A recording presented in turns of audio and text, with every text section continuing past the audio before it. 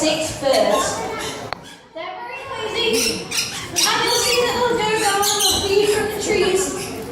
And what they're drinking is nectar. And you'll see that they go a little bit hyperactive because nectar for a bird is very, very sugary.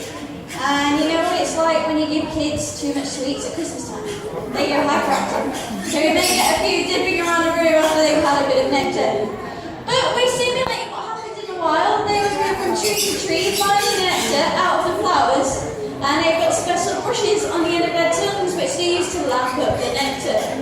Believe it or not, they're called rainbow lorikets because they're rainbow colours. And in Australasia they're considered a pest because in this room we have 6 of them. Can you imagine what it's like to have a flock of 100, maybe 200 flying around your backyard?